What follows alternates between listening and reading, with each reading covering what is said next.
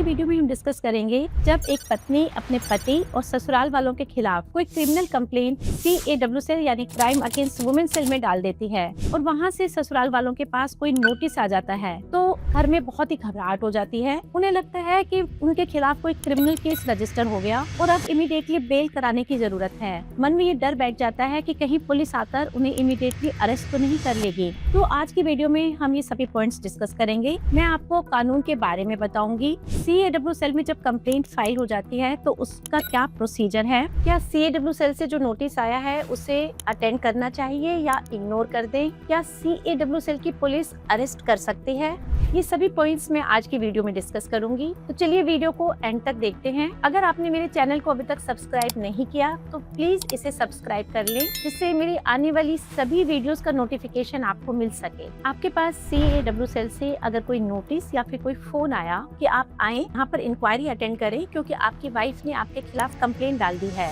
तो मेरी आपको ये सलाह है कि आप प्लीज इस नोटिस को इग्नोर बिल्कुल भी ना करें, क्योंकि CAW सेल जो है वो एक मीडिएशन सेल है। वहाँ पुलिस ऑफिसर्स तो होते हैं लेकिन उन पुलिस ऑफिसर्स को अरेस्ट करने की पावर नहीं है। CAW सेल का जो मेन काम है वो दोनों पार्टीज के बीच में यानी हस्बैंड और वाइफ की काउंसलिंग करके उनके मैटर को सेटल कराना। कोशिश ये की जाती है कि उनके मैट्रिमोनियल लाइफ को सेव किया जाए। अब क्योंकि CAW सेल की पुलिस को ना तो वारंट इशू करने की पावर है ना ही अरेस्ट करने की, तो इसलिए अगर आपके पास ऐसा कोई नोटिस आता है तो आपको इमीडिएटली कोई बेल कराने की जरूरत नहीं है। आप CAW सेल में जाएं, वहाँ की इंक्वायरी अटेंड करें, उसमें पार्टिसिपेट करें और देखें कि आपकी वाइफ ने क्या एलिगेशंस लगाई हैं। अगर आपको लगता है कि एलिगेशंस फॉल्स एलिगेशंस हैं तो आप उन्हें डिनाई कर सकते हैं। आप अपने पॉइंट्स भी वहाँ पर रख सकते हैं। आपकी स्टेटमेंट वहाँ पर एक इंक्वायरी ऑफिसर द्वारा रिकॉर्ड की जाएगी। अब CAW सेल में सेटलमेंट जो है वो दो तरीके से होता है। पहला कि आप और आपकी वाइफ आपसी मतभेद भुला करके एक दूसरे से जो छोटे छोटे इश्यूज हैं उनको खत्म करके आपस में सेटलमेंट कर लें, एक साथ रहने लगे।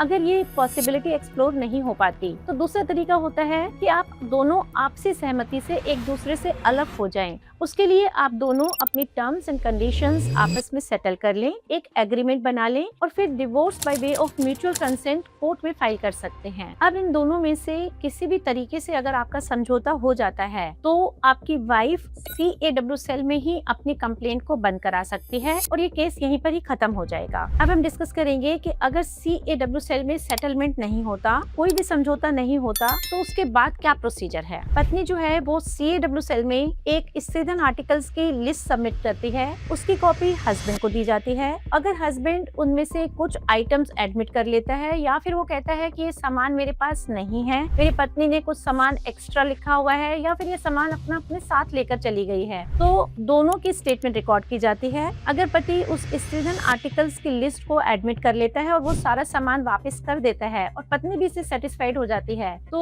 उन दोनों की एक जॉइंट स्टेटमेंट रिकॉर्ड हो जाती है और स्त्रीधन से रिलेटेड जो डिस्प्यूट्स हैं वो वहीं पर ही खत्म हो जाते हैं। अब अगर CAW सेल में कोई सेटलमेंट नहीं हुआ और स्त्रीधन आर्टिकल से रिलेटेड भी डिस्प्यूट रह गया तो इंक्वायरी ऑफिसर एक डिटेल रिपोर्ट तैयार करके कंसर्न पुलिस स्टेशन में भेज देता है और उसमें ये रेकमेंड किया जाता है कि इस केस में FIR रजिस्टर की जाए। उसके बाद कंसर्न पुलिस स्टेशन जिसको जुरिस्डिक्शन है वहाँ पर आपके खिलाफ एक FIR रजिस्टर हो जाएगी।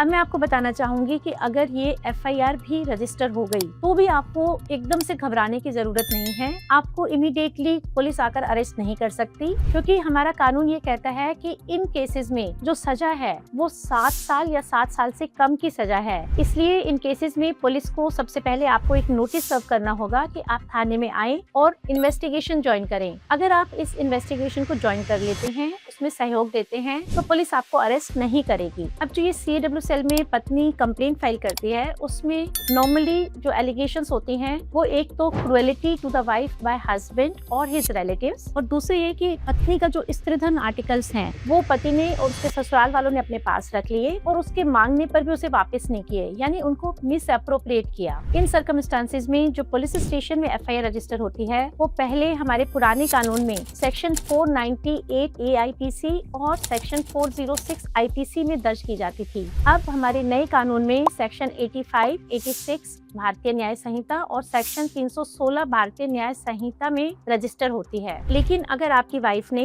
इन एलिगेशंस के अलावा कुछ और सीरियस एलिगेशंस भी लगाई हैं, तो आप इमीडिएटली एक क्रिमिनल लॉयर इंगेज करें और एंटीसिपेटरी बेल एप्लीकेशन कोर्ट में लगाएं। अब इस एप्लीकेशन पर कोर्ट जो है वो पुलिस ऑफिसर जो कि इन्वेस्टिगेटिंग ऑफिसर होंगे उनसे एक रिप्लाई मांगेगी, और उस रिप्लाई में अगर आपने CAW सेल की प्रोसीडिंग्स को अटेंड किया था तो वो लिखा जाएगा, और अगर आपने उसे अटेंड नहीं किया, 3-4 बार बुलाने के बाद भी आप वहाँ पर नहीं गए, तो ये रिपोर्ट आपके एडवर्स हो सकती है। वहाँ से ये रिपोर्ट आ जाएगी कि आपने इंक्वायरी प्रोसीडिंग्स में सहयोग नहीं दिया। तो इन सर्कमस्टांसेस में कोर्ट के पास डिस्क्रिशनरी पावर है, आपकी एप्लीकेशन पे एडवर्स ऑर्डर भी पास किया जा सकता है। मैं उम्मीद करती हूँ कि ये वीडियो आपको काफी इंफॉर्मेटिव लगी होगी और CAW सेल का जो स्टेप बाय स्टेप प्रोसेस है उस पर भी काफी क्लैरिटी आई होगी। लेकिन अभी भी इस टॉपिक से रिलेटेड आपके मन में कोई सवाल है तो आप मुझे कमेंट कर सकते हैं या फिर मुझे डायरेक्ट मैसेज भी कर सकते हैं। मैं पूरी कोशिश करूंगी कि आपके प्रश्नों का उत्तर दूं।